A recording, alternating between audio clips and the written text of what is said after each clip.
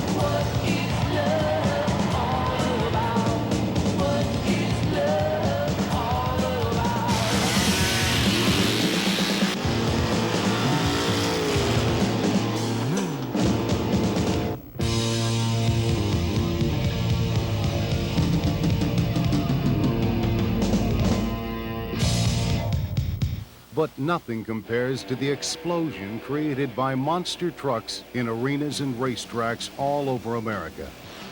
Power, power, power! On TV, in dome stadiums, playing to huge crowds. They came out of nowhere, breathing fire, crushing cars, leaping high in the air, and riding on tires most people had never seen before. Everyone was fascinated. Nothing like monster trucks had ever been seen before. People had a million questions, especially kids. They're not afraid to ask. What do they burn in there? How do they make them run?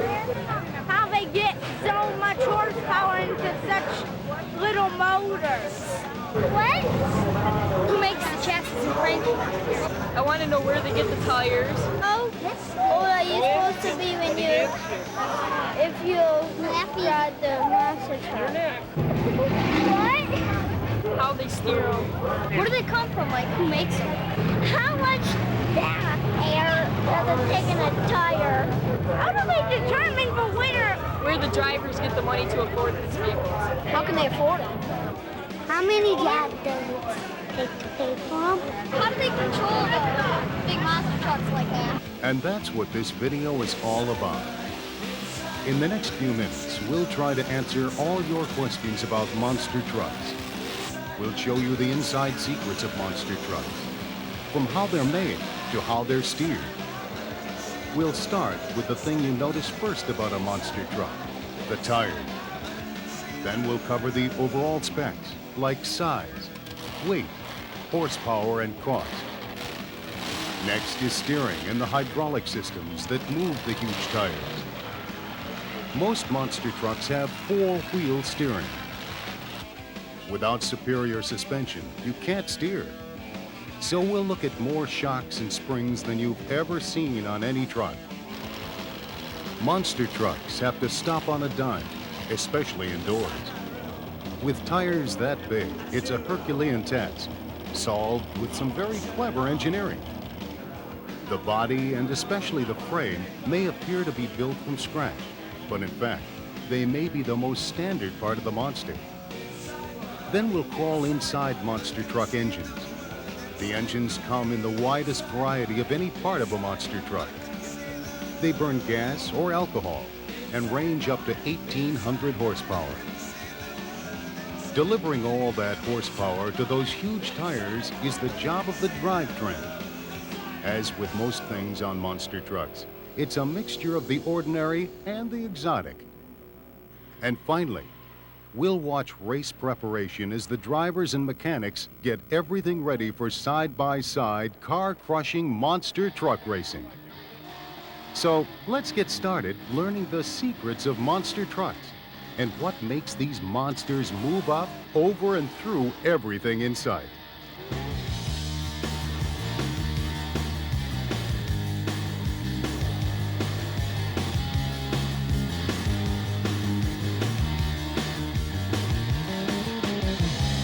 With anticipation I have cried.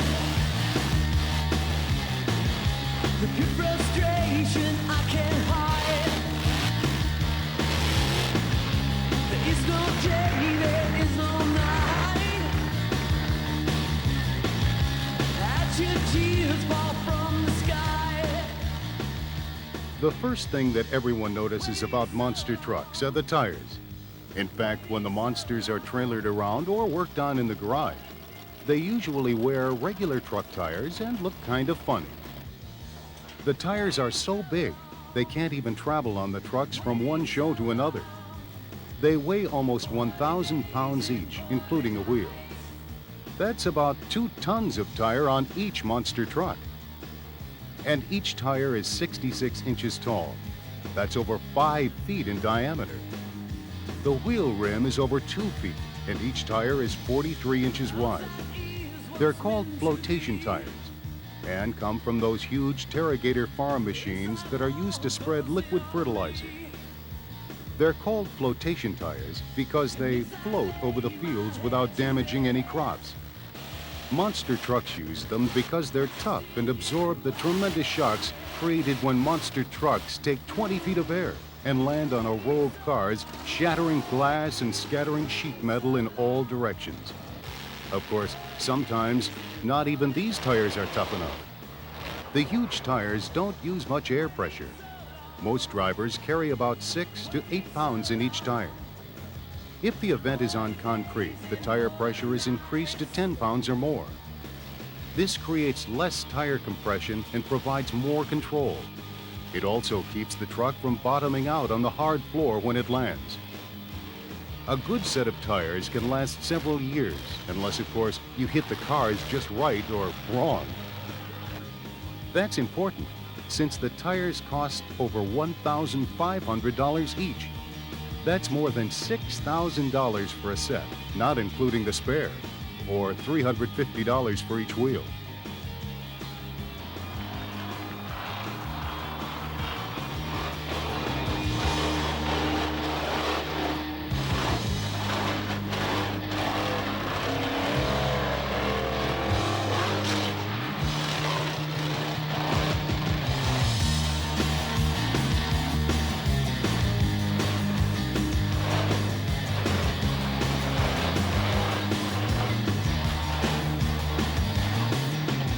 The specifications on a monster truck don't exactly read like the catalog at your GM or Ford dealer.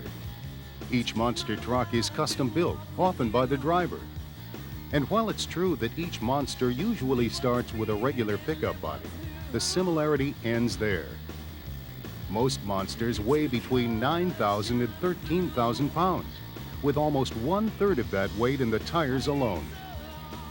They're usually as tall as they are wide, about 11 feet to the roof and 11 feet side to side. A typical monster truck, if there is such a thing, is about as long as any pickup, just over 16 feet.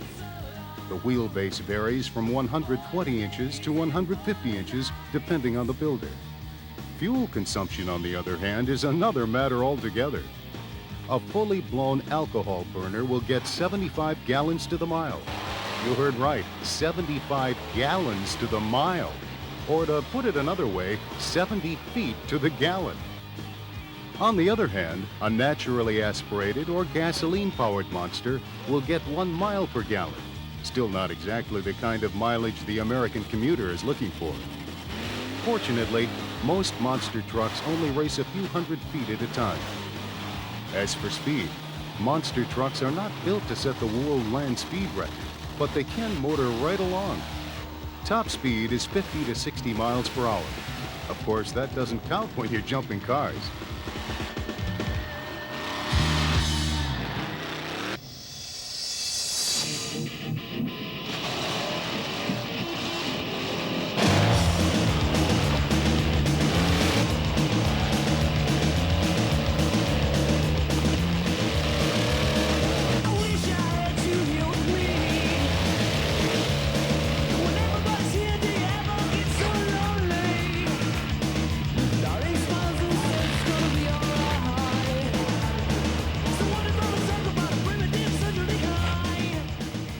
The steering wheel on a monster truck looks like a pickup steering wheel. As a matter of fact, it is. The steering wheel is only part of the actual steering mechanism. Power steering on the front is normal hydraulic steering for a heavy-duty truck like an 18-wheeler. There's a separate reservoir and pump. The hydraulic pressure on the front tires is over 1,800 pounds per square inch. The hydraulic fluid is running at 6 gallons per minute while the wheels are turning. The basic steering system is pretty simple, but not small.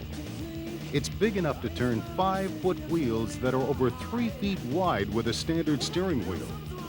The axles on this monster are 10-ton Clark planetary ends with 5-ton Rockwell centers from some pretty heavy military equipment. The rear tires can turn independently from the front. How do they do it with only one steering wheel? It's all done with this little switch, which most drivers run with just their thumb or finger. It activates an electric motor, which in turn runs the hydraulic steering, this time in the rear. Because there's less weight, it only takes 1,400 pounds of pressure per square inch to turn the rear wheels. All suspensions used to be leaf springs. Now the newer trucks are going to coil, big coil springs. Since they don't build shock absorbers that are big enough and can still fit a pickup, you need more than one. How about 4 or 5 for each wheel? While the newer coil springs provide better control because they generate better travel, they also create more travel. These heavy-duty straps stop the suspension travel from going too far. The way these monsters can bounce around, they could bounce right out of their frames.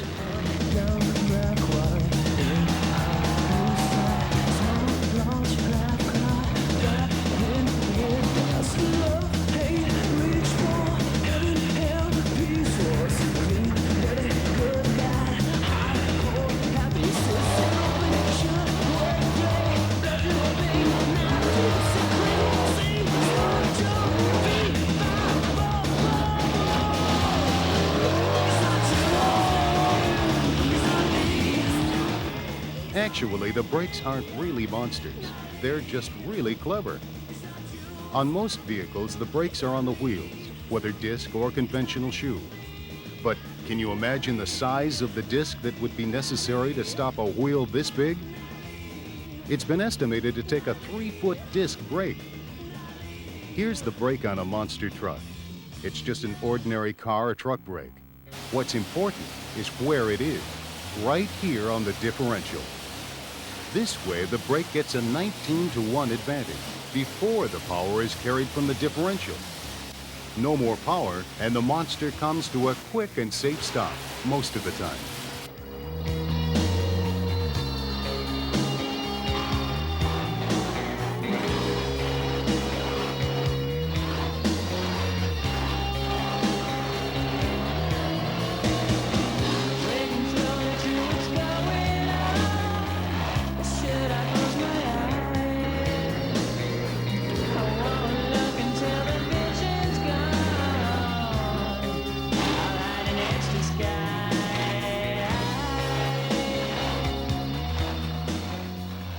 Most monster trucks start their lives like any ordinary pickup truck. They're usually 3/4 or 1-ton models. In fact, if you look carefully along here, you can see the original frame. Special supports are welded on to raise the ground clearance and provide needed strength. This truck's added a kind of bridge work, not only to stiffen the frame, but protect it when the truck lands square on a car. The bodies are unchanged from stock, except for 3 things. First, there's no bed in the back. Monster trucks aren't used much for hauling, so why carry the weight? Besides, this way it's easier to get to the fuel tanks. Second, you've got to move the door opening mechanism to the bottom of the door. No one is tall enough to reach a regular handle on a truck that's nearly 12 feet tall. And finally, there's the paint job. Some monsters, like Master of Disaster, use beautiful graphics, all hand-painted and lacquered for shine and protection. For safety, all monster trucks have roll cages and very heavy-duty seat belts. You can get really bounced around inside these trucks, even when you're careful.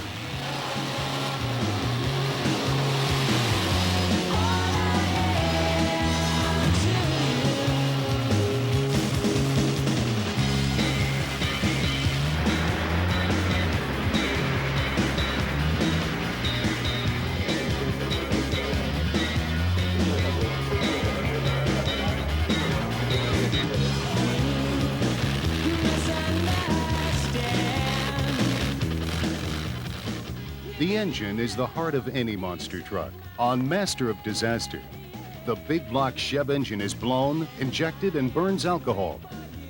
Its 572 cubic inches delivers almost 1,800 horsepower to all 4 wheels. The blower is belt-driven for quick, sure response. Injectors are used just to get the fuel volume to the engine. It's like a shower when the engine roars. The injectors are pumping fuel at the rate of a gallon every few seconds. Remember, monster trucks only go about 75 feet per gallon, and they can cover 75 feet in a couple of seconds. The oil has to be special anti-foaming oil. If you used ordinary oil when you're running on alcohol, you'd have a bubble bath made of engine oil. While the engines can run pretty hot, often 250 to 300 degrees, the alky burners have no such problems. The alcohol evaporates so fast, it cools the engine and can sometimes even frost up the injector. Monsters are so noisy because there's no muffler system of any kind. It would cut into performance. That's why most exhaust systems come directly off the header, 1 pipe for each cylinder. To help keep some of the noise from blowing everyone out of the place, the exhaust is directed straight down into the ground.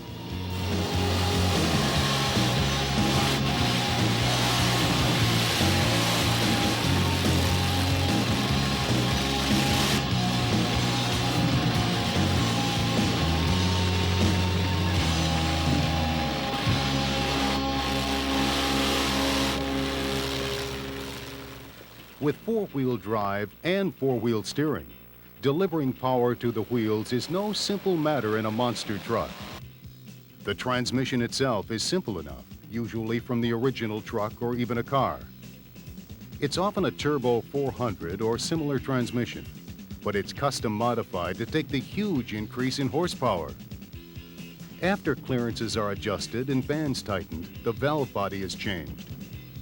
While it started out as a fully automatic transmission, the valve body change makes it manually shifted. In a race that covers 300 feet and lasts 10 seconds, most of it going up in the air or landing on the ground, no automatic tranny can respond fast enough. And with all that bouncing, who could find a clutch? The transfer case is another matter altogether. This one is air shifted and came off a 6x6 military truck. It can take the strain.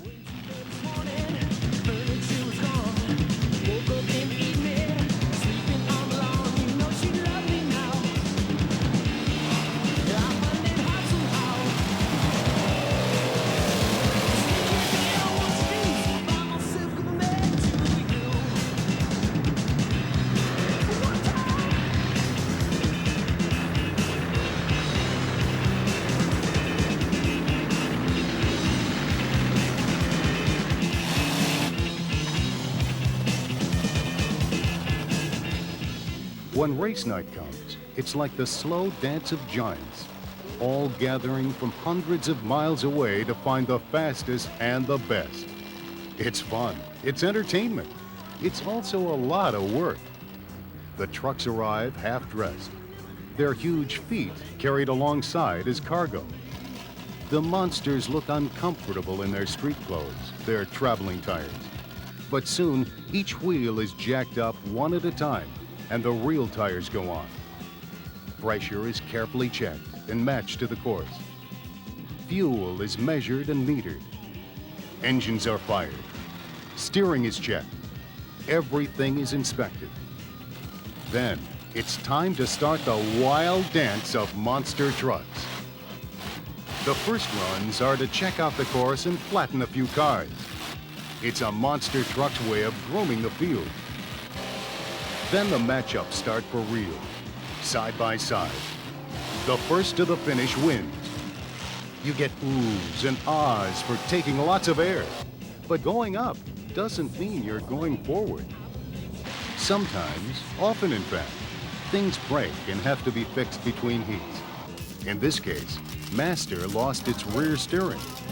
The hydraulics failed and a straight bar was welded in to hold the tires straight so Master could continue racing that night. But the action goes on, non-stop until there's one winner.